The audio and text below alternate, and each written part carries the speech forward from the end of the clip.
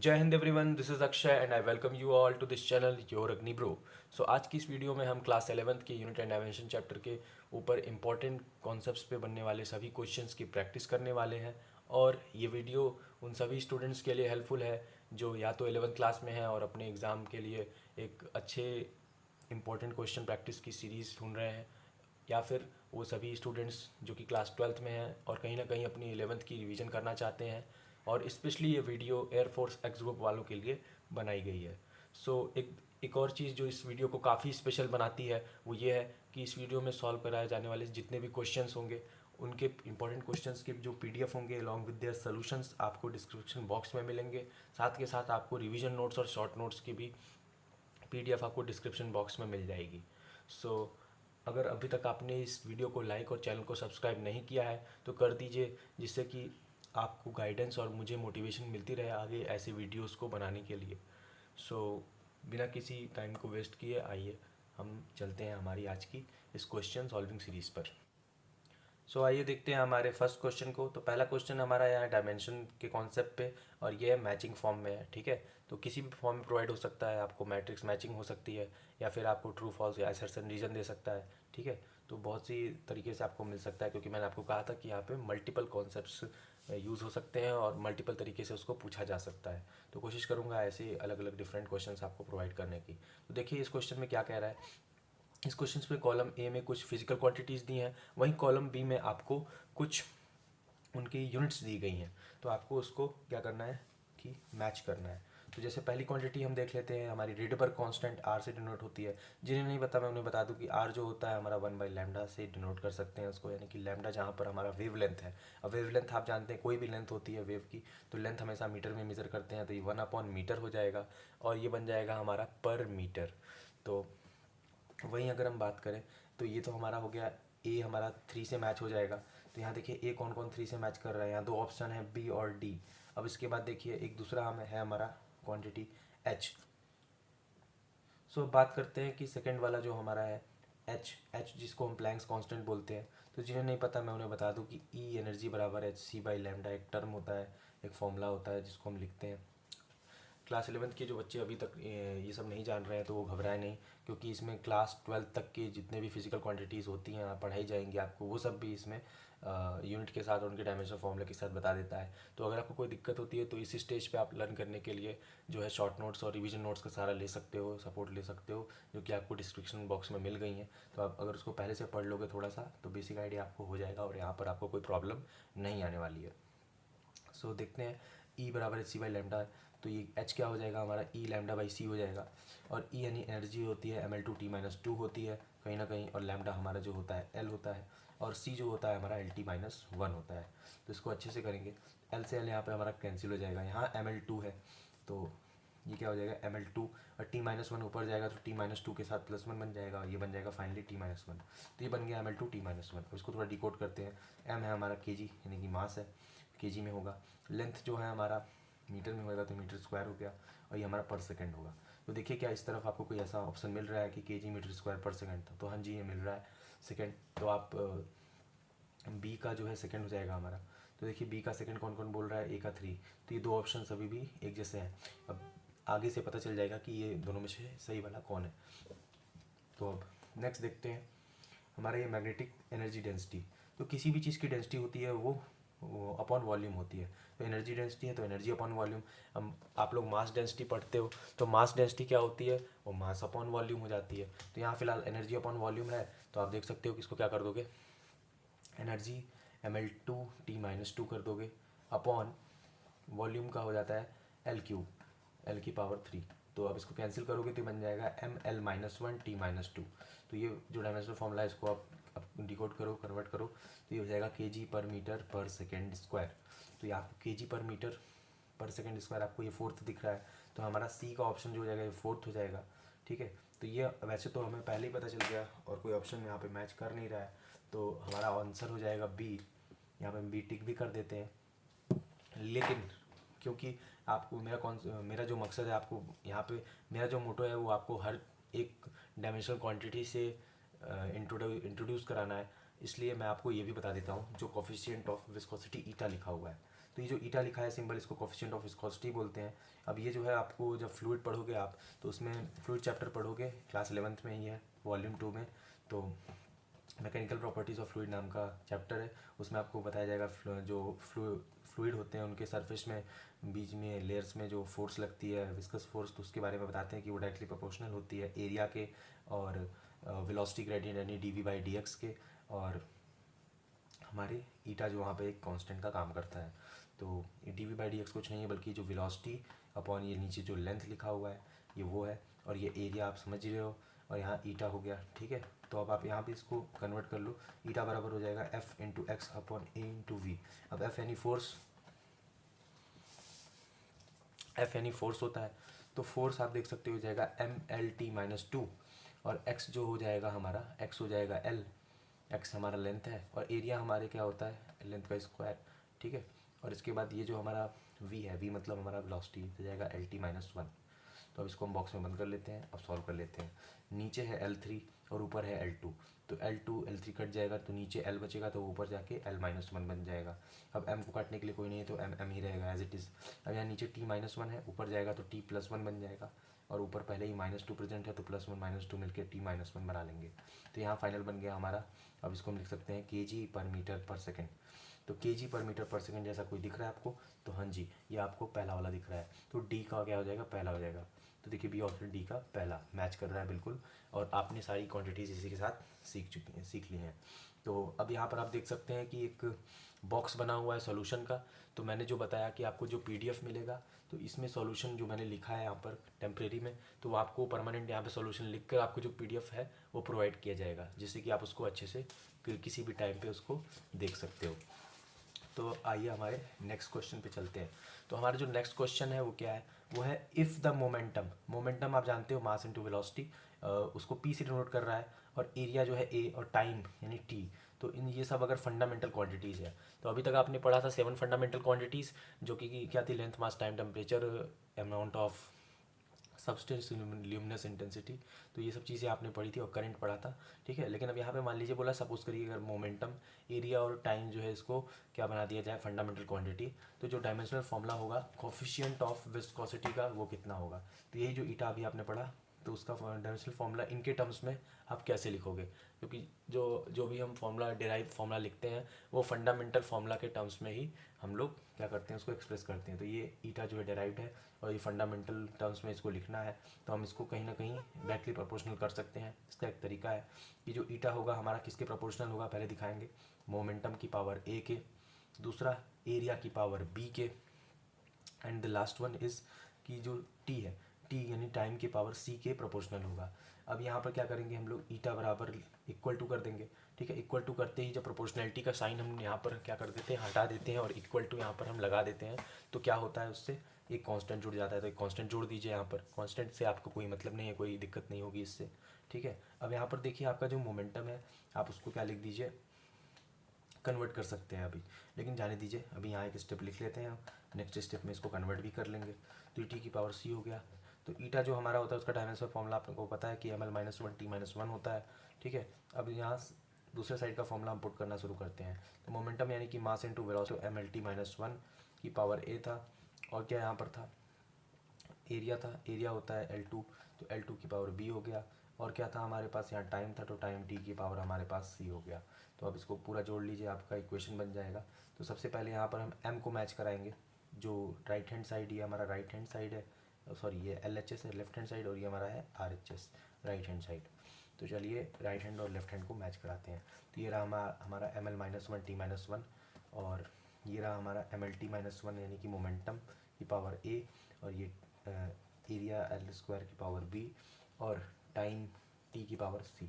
ठीक है, तो इसके बाद देखिए क्या करेंगे हम लोग, इसको पहले मास के फॉर्मूले को देखेंगे। ठीक है, मास की पावर a था, तो यहाँ सिर्फ एक ही है m। ठीक है, m की पावर a ही भी रहेगा, तो m की पावर a को हम लोग किससे कंपेयर कराएंगे, m की पावर यहाँ कितनी है, 1 है, 1 से। तो यहाँ दोनों कंपेयर करके हमें क्या पता चला, a की वैल्यू क्या हो जाएगी, 1 हो जाएगी। अब वैसे ही हमारा जो l की पावर यहाँ -1 है right hand side, left hand side पे, वहाँ वहीं हम अपना राइट हैंड साइड पे अगर देखें तो l की पावर यहाँ पर a है, l की पावर a है, फिर क्या है 2b है, और यहाँ पे तो कोई पावर ही नहीं है। यहाँ हम कह सकते हैं a+2b = -1। एक हमारी इक्वेशन ये बन गई। अब a+2b -1 है तो a तो 1 था ही, तो यहाँ पे जाके -2 हो जाएगा और b हो जाएगा हमारा -1। ठीक है, इसको सॉल्व करेंगे और a की वैल्यू इसमें रख के सॉल्व करेंगे तो आपको b की वैल्यू मिल जाएगी। अब फाइनल जो हमारा c की वैल्यू है इसको देखते हैं। तो t आपका एक यहाँ पर है t -a, तो t की पावर जो है कितनी है -a और +c, तो बराबर हो जाएगी राइट हैंड साइड की जो t की पावर है उसके, तो t की पावर राइट हैंड साइड पे -1 है, तो यानी कि -a + c हो जाएगी -1। -a की वैल्यू अभी आपने पढ़ी कितनी है -1 है, तो यहाँ पे 1 हो जाएगी, तो -1 यहाँ से कैंसिल हो जाएगा, c = हमारा 0 हो जाएगा। तो यहाँ हम क्या कह सकते हैं कि a की पावर 1, b की पावर -1 और c की पावर 0 है। तो आइए देखते हैं। ईटा हमने क्या किया था, प्रोपोर्शनल किया था मोमेंटम की पावर a, जो कि अभी हमारा कितना आया है 1, और मोमेंटम के बाद जो हमारा एरिया है, आपको सीक्वेंस भी सही से रखना है जो जो रखा था आपने ABC, और जो B हमारा -1 आया है, ठीक है एरिया, और जो C है हमारा C यानी कि जो टाइम है हमारा वो कितना है हमारा, वो है 0 यानी C जो कि 0 आया है। तो यहाँ पे हम कह सकते हैं कि जो ईटा है हमारा उसका डायमेंशन क्या हो जाएगा, अगर मोमेंटम और एरिया और टाइम के फंडामेंटल टर्म्स में अगर लिखना हो तो जाएगा मोमेंटम की पावर 1, एरिया की पावर -1 और जो टाइम है उसकी पावर 0। तो ऐसा कोई आपको ऑप्शन दिख रहा है कि मोमेंटम एरिया की पावर -1 टाइम 0, तो यहाँ पे आपको पहला ही ऑप्शन दिख गया, तो अब यहाँ पे आप टिक कर दोगे, ये आपका आंसर हो जाएगा। ओके, सो आइए नेक्स्ट क्वेश्चन पे मूव करते हैं। सो यहाँ पे आप पढ़ सकते हो क्या लिखा हुआ है कि the SI unit of a physical quantity is pascal second, तो उसका डायमेंशनल फॉर्मूला क्या होगा। ठीक है, तो डायमेंशनल फॉर्मूला देखते हैं। तो पहले तो आप समझिए कि यूनिट कितनी लिखी है उसकी, तो आपको साफ साफ दिख रहा है कि यहाँ पर यूनिट लिखी हुई है। यूनिट कितनी लिखी है, पास्कल सेकेंड। तो पास्कल क्या होता है, प्रेशर की यूनिट होती है। प्रेशर को आप फोर्स अपॉन एरिया भी लिखते हो, और पास्कल पर सेकेंड नहीं है, सेकेंड है, तो सेकेंड ऊपर ही मल्टीप्लाई करोगे तो टाइम ऊपर ही होगा। तो फोर्स की यूनिट होती है mlt-2 और टाइम की यूनिट होती है t, और यहाँ नीचे क्या हो गया आपका एरिया। मैं बॉक्स नहीं बना रहा हूँ, फॉर्मेलिटी है, आपको जब एग्जाम में करना होगा तो बॉक्स बना लीजिएगा, जल्दी जल्दी मैं करने के लिए यहाँ पर ईज के लिए आपको यहाँ पर ऐसे ही कर दे रहा हूँ। अब इसके बाद देखिए यहाँ L से L2 से L कैंसिल हो गया, तो क्या हो गया, ये हमारा L-1 हो गया। ठीक है, ये M हो गया और ये t की पावर -1 हो गया, तो ml-1 t-1 हमारा फाइनल आंसर आ गया। तो जिस फिजिकल क्वांटिटी का यूनिट होगा पास्कल सेकेंड, तो उसका हमने क्या निकाल लिया है यहाँ पर, डायमेंशनल फार्मूला निकाल लिया है, कितना ml-1 t-1। तो यहाँ पहला ऑप्शन आपको दिख रहा है क्या, ml-1 t-1। ओके, सो हमारा जो नेक्स्ट क्वेश्चन है वो है the dimension of mutual induction, sorry the dimension of mutual inductance. तो जिन लोग को नहीं पता, इन शॉर्ट में बता दूं कि जब भी किसी करंट कैरिंग कॉइल में जो करंट होता है, ठीक है, वो चेंज होता रहता है एक रेट से, जैसे di/dt रेट है उससे चेंज हो रहा है, तो उसकी वजह से उसमें एक ईएमएफ होता है जो कि उसके डायरेक्टली प्रोपोर्शनल होता है rate of change of current के। ठीक है, उसके अंदर जो voltage EMF electromotive force produce होती है वो उसके अंदर करंट के रेट के डायरेक्टली प्रोपोर्शनल होती है, और उसको प्रोपोर्शनलिटी को हटाते ही हमारे जो कांस्टेंट लगता है उसे हम म्यूचुअल इंडक्टेंस बोलते हैं। तो ये di/dt के बराबर है। अब ये तो हो गया कॉन्सेप्ट जो आपने पढ़ा था, आपका रिवीजन हो गया, लेकिन जो लोग अभी नहीं जान रहे हैं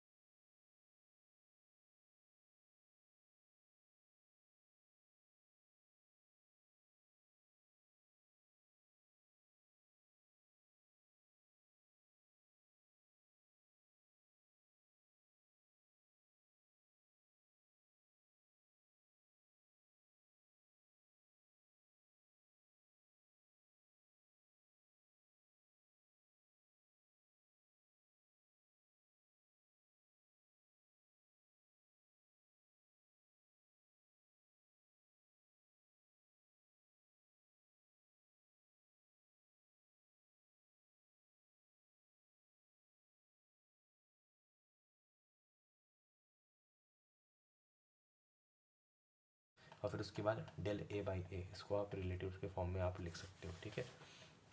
अब नेक्स्ट हमारा क्या है, +3 del b by b. Similarly relative error क्या ऑफ सी क्या हो जाएगा, 4 into del c by c. तो अब क्या करेंगे, इसमें पूछ रहा है कि रिलेटिव एरर कौन सी है, तो हमने क्या निकाला, 2 डेल ए बाई ए, हमारा आंसर है 2 del a by a, 3 del b by b. तो देखिए यहाँ पे 2 del a by a, 3 del b by b और 4 डेल सी बाई सी। देखिए कहीं कहीं माइनस भी किया है, तो माइनस वाला ऑप्शन आपको नहीं लगाना है। मैंने आपको अगेन बोला कि ये क्या है, पॉजिटिव ही रहेगा। मतलब आपको इससे कोई दिक्कत नहीं कि वो डिनोमिनेटर में लिखा हुआ है पावर या डिनोमिनेटर में। तो 12th क्वेश्चन में क्या बोल रहा है कि जो मैक्सिमम एरर मेजरमेंट है रेजिस्टेंस और करंट और टाइम में, वो दे रखी है। कितनी दे रखी है मैक्सिमम एरर परसेंटेज, तो एरर की परसेंटेज दी है। तो जैसे किसकी, करंट की, तो डेल आई परसेंट कितना है, डेल आई बाई आई का परसेंट कितना है, वो है 1%, ठीक है। और ऐसे ही डेल कितना है टाइम का, डेल टी बाई टी का परसेंटेज कितना है, 2 है। 1 मिनट ध्यान दीजिएगा, रेजिस्टेंस है, फिर करंट है, फिर टाइम है। तो करंट का सेकंड पे है तो वो 2 हो जाएगा। और यहाँ पे थर्ड किसके लिए है, टाइम के लिए, तो 3 हो जाएगा। और del are by r resistance का परसेंटेज है हमारा 1%। तो आपको क्या पूछ रहा है, जो मैक्सिमम परसेंटेज होगा एरर डिटेक्शन का डिसिपेटेड इन हीट में, तो हीट में कितना ज़्यादा परसेंटेज एरर आपको मिलेगा वो बताना है। तो डायरेक्ट आप फॉर्मूला यूज़ कर दीजिए, H इक्वल टू क्या पड़ा था, I² RT वाला, ठीक है, जिसमें ये तीनों चीज़ें आती हों। अब इसको क्या कर दीजिए, अब इसका पहले आप रिलेटिव एरर निकाल लीजिए जो कि डेल एच बाई एच होता है। अब उसी में 100 का इंटू करते हैं तभी तो परसेंटेज एरर बनता है। तो यहाँ डायरेक्ट इसको 100 का इंटू करिए और ये हो जाएगा 2 into del I by I. अब 100 का इंटू इसको परसेंटेज एरर बना देगा, प्लस आर का डेल आर बाई आर होगा। सिमिलरली इसका डेल टी बाई टी हो जाएगा। तब यहाँ करंट के लिए कितना दिया था, 2%, तो यहाँ 2 इंटू 2 हो जाएगा 4%, प्लस रेजिस्टेंस के लिए 1% और इसके लिए टाइम के लिए 3%, तो 4 1 5 5 3 7। तो टोटल कितने परसेंट हो गए इसके, कुछ गड़बड़ी हो गई क्या, एक बार फिर से देखते हैं। क्या था हमारा, रेजिस्टेंस था, करंट था और टाइम था। तो रेजिस्टेंस का दे रखा था 1%, 2% का दे रहा था एरर हमारा करंट में, और टाइम में 3% की एरर दे रखी है, ठीक है। अब क्या करेंगे हम, डेल आर बाई आर का परसेंटेज, क्योंकि heat equal to I² RT होता है, तो यहाँ पर आप 2 डेल आई बाई आई कर सकते हो। तो फाइनल आपका डेल एच बाई एच का परसेंटेज कितना बनेगा, हीट का परसेंटेज एरर, वो बनेगा 2 डेल आई बाई आई का percentage error, plus del are by are का percentage error, plus del T by T का परसेंटेज एरर। तो आई का कितना है आपके पास, आर है, ये करंट है 2, तो 2 इंटू 2 हो जाएगा 4%, प्लस रेजिस्टेंस है 1%, प्लस टाइम है 3%, तो 3 1 4 4 4 8। टोटल कितना बन रहा है आपका, जो हीट का परसेंट बन रहा है वो 8% का एरर बन रहा है। तो फाइनली आप यहाँ लिख सकते हो कि जो मैक्सिमम परसेंटेज एरर आपका हीट का बन सकता है वो 8 है, ठीक है। चलिए नेक्स्ट पार्ट देखते हैं हमारा क्या है। नेक्स्ट पार्ट बोल रहा है फर्स्ट, ये फ्रैक्शन एरर का क्वेश्चन है, थोड़ा सा हार्ड है, ठीक है। हार्ड इसलिए मैं रखा हूँ इसको क्योंकि ये इतना बड़ा क्वेश्चन आपको देख के डर लग जाएगा। बहुत से बच्चे इसी को देख के छोड़ देते हैं, ठीक है, चाहे एयरफोर्स वाले हों, चाहे आप एग्ज़ाम में आपके टीचर होम बोर्ड में आपको देते हो 11th में, ठीक है। और जेई वालों भी, जेई वाले में मान लीजिए कभी आ गया अगर ऐसे, तो बड़ा क्वेश्चन आप देख के चले जाते हो, लेकिन बड़े क्वेश्चन में रहता छोटा चीज़ है, छोटा कॉन्सेप्ट है, वो आप नहीं देखते। तो आज वही मैं आपकी एक मिसकंसेप्शन दूर कर देता हूँ। तो अ स्टूडेंट है, क्या लिखा है, डिटरमाइंड यंग्स मॉडुलस निकाला है। किसी लड़के ने यंग्स मॉडुलस लिखा है, ये क्या है, वाई लिखा हुआ है, थोड़ा सा ध्यान दीजिएगा, वी नहीं है ये, तो यंग्स मॉडुलस वाई है। तो आइए इसको थोड़ा अच्छे से समझते हैं, ठीक है।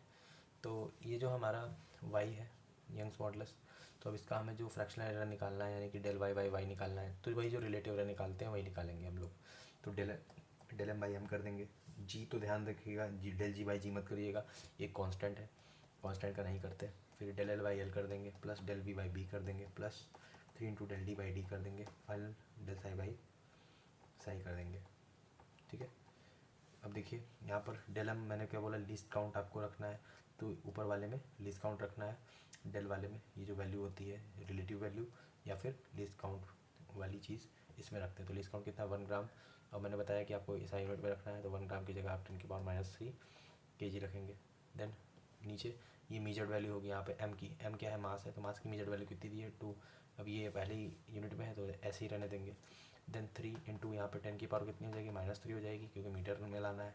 सेम यहाँ पर ये मीटर है तो 1 रहने देंगे, प्लस यहाँ पर फिर से ये क्या है 10 की पावर -1 है और 10 की पावर -3 में लाना भी है, तो मल्टीप्लाई कर दीजिए दोनों को, तो 10 की पावर -4 हो गया बाई 4 सेंटीमीटर, तो 0.04 कर दीजिए, plus 3 into del d by d है, तो डेल डी कितना हो जाएगा हमारा, हो जाएगा 10 की पावर -5 बाई लास्ट में 0.004 हो जाएगा। ओके, देन प्लस लास्ट का हमारा डेल साई बाई साई है, कितना होगा 10 की पावर -5 हो जाएगा बाई 5 मिलीमीटर है, तो 0.005। ओके, अब इन सबको आप क्या कर देंगे, फाइनल ऐड कर देंगे। ठीक है, अब फाइनल ऐड करना है, ऐड करने का काम तो आप कर ही लेंगे, ऐड करना है, ऐड करने का फाइनल काम तो आप कर ही लेंगे। तो ऐड करने के बाद आपका आएगा फाइनल 0.0155। तो आप देख लीजिएगा एक बार इसको ऐड करके क्रॉस चेक, तो ये हमारे मेरे हिसाब से ये बी वाला आंसर आ रहा है। ओके, इन फाइनल जो हमारा रजिस्टर वाला एक क्वेश्चन बचता है, रजिस्टर वाले क्वेश्चन को हम लोग अटेम्प्ट कर लेते हैं। ठीक है, तो यहाँ क्या बोल रहा है, रेजिस्टेंस, दो रजिस्टर है, इनकी रेजिस्टेंस की वैल्यू दे रखी है, कितनी है, R1 बराबर 4 प्लस माइनस का 0.8 ओम दे रखा है। दूसरा क्या दे रखा है, R2 यानी रेजिस्टेंस 2, जिसका 4 प्लस माइनस का 0.4 ओम दे रखा है। ठीक है, अब आपको क्या करना है इसमें, ध्यान से देखिए, आपको क्या करना है इसमें कि R1 है, दूसरा R2 है, सो पैरेलल में है कनेक्टेड, तो यहाँ इसके लिए एक फॉर्मूला होता है, क्या होता है, del r upon del r equivalent का स्क्वायर। ओके, क्या होता है ये, सो आपको इसमें क्या चाहिए, आपको चाहिए डेल आर इक्विवेलेंट की वैल्यू आपको जाननी है, मतलब जो पैरेलल में निकालने के बाद आपका रेजिस्टेंस आएगा आर इक्विवेलेंट रेजिस्टेंस, उसको आपको फाइंड आउट करना है। ओके, सो यहाँ पर आप देख सकते हैं कि ये नॉर्मल रेजिस्टेंस तो लिखा नहीं है, इसमें कुछ इसमें एरर भी है, इसमें ऐड होनी है, तो इसलिए उस एरर को जोड़ते हुए जो पैरेलल कॉम्बिनेशन बनेगा उसकी वैल्यू होगी डेल आर इक्विवेलेंट, जिसका डायरेक्ट फॉर्मूला आप यूज़ कर सकते हैं डेल आर इक्विवेलेंट अपॉन ये हो जाएगा आर इक्विवेलेंट का स्क्वायर। ठीक है, जो नॉर्मली आप इन दो नंबर्स से निकाल सकते हैं। ठीक है, बताया था ना इसमें आपको सिग्निफिकेंट फिगर और कुछ जो होते हैं उसमें एडिंग वैल्यूज़ होती हैं, एरर्स होती हैं, तो ये मीजर्ड वैल्यू है। ठीक है, ये उसकी एरर हो सकती है, तो ये मीजर्ड वैल्यू, सिर्फ मीजर्ड वैल्यू से जो आप पैरेलल कॉम्बिनेशन बनाओगे, यानी 4 और 4 ओम को लेके जो पैरेलल कॉम्बिनेशन बनाओगे, उसका जो आर इक्विवेलेंट आएगा वो ये है, आर इक्विवेलेंट नॉर्मल वाला। और फिर जब ये इन एरर्स को देखते हुए साथ में वो पूरा कैसे निकालेंगे, उसको निकालने के बाद जो एरर्स को देखते हुए जो आर इक्विवेलेंट आएगा आपका, वो होगा डेल आर इक्विवेलेंट। ठीक है, तो वही हमें फाइंड आउट करना है, तो वो बराबर होता है कितना, del r equivalent upon r equivalent का स्क्वायर बराबर डेल आर इक्विवेलेंट 1 का upon del R1 upon R1 का square plus del R2 upon R2 का स्क्वायर। इट मीन्स कि जो आपका रेजिस्टेंस 1 है उसमें जो एरर है R1 वो कितनी है आपकी 0.8 है, अपॉन R1 का स्क्वायर कर दीजिए, यानी 4 4 16। ठीक है, जो आपकी मीजर्ड वैल्यू होगी, प्लस R2 डेल R2 मतलब जो उसके अंदर डेल R2 मतलब रेजिस्टेंस 2 में आपका एरर है 0.4 का, अपॉन R2 का स्क्वायर कर दीजिए, मतलब R2 मतलब रेजिस्टेंस 2 में जो आपकी वैल्यू है मीजर्ड, उसका स्क्वायर कर दीजिए, तो वो भी 16 हो जाएगा। अब इसके बाद क्या करेंगे आप, इधर आपका क्या है, आर इक्विवेलेंट आपने अगर साइड में निकाला होगा तो कितना होगा, देखिए 1/4 प्लस 1/4, तो ये हो जाएगा 2/4, तो फाइनली हो जाएगा 4/2 आर इक्विवेलेंट, तो हो जाएगा आर इक्विवेलेंट तो 2 आ जाएगा। तो आर इक्विवेलेंट 2 आ रहा है आपका, मतलब सिर्फ उसकी मीजर्ड वैल्यू को लेकर अगर जब आप इक्विवेलेंट रेजिस्टेंस निकाल लो तो 2 आ रहा है, तो 2 आ रहा है तो 2 का स्क्वायर कर दीजिए, क्योंकि यहाँ स्क्वायर बोला है फॉर्मूले में करने को, तो 2 स्क्वायर करेंगे तो यहाँ 4 जाएगा। फाइनली इनको पूरे को हम लोग किससे मल्टीप्लाई कर देंगे, 4 से मल्टीप्लाई कर देंगे, तो हमारा डेल आर इक्विवेलेंट का वैल्यू आ जाएगा। ठीक है, यहाँ करके देखिए 8 4 12 1.2 हो जाएगा, और ये 12 4 40 है, तो ये 4.8/16 हो रहा है, तो 16 3 48 होता है, तो ये 0.3 ला रहा है। ठीक है, तो फाइनल आंसर आपका क्या बनेगा, ये डेल आर इक्विवेलेंट की वैल्यू आ गई, तो यह कितना आ गई 0.3, और ये वैल्यू कितनी आई थी आर इक्विवेलेंट की 2। तो ठीक है, तो इन दोनों से मिलकर क्या बन जाएगा आपका फाइनल आंसर, तो फाइनल आंसर किसे बनेगा, r equivalent plus del r equivalent. ठीक है, ऐसे ही तो बनेगा ना, क्योंकि आपने क्वेश्चन में भी एक रेजिस्टेंस ऐसे ही तो लिया था ना प्लस माइनस करके, तो ये क्या आर इक्विवेलेंट की वैल्यू कितनी आई थी 2 plus minus del r equivalent यानी जो एरर थी उसकी वैल्यू कितनी आई थी, तो वो आई थी 0.3, तो फाइनल आंसर आपका आ गया 2 प्लस माइनस का 0.3, तो ये आपका ये ऑप्शन हो जाएगा। ठीक है, सो अगर आपको ये वीडियो अच्छा लगा तो वीडियो को लाइक और चैनल को सब्सक्राइब करके जाइएगा। तो मिलते हैं आपसे नेक्स्ट वीडियो में। Till then keep studying and keep grinding. जय हिंद।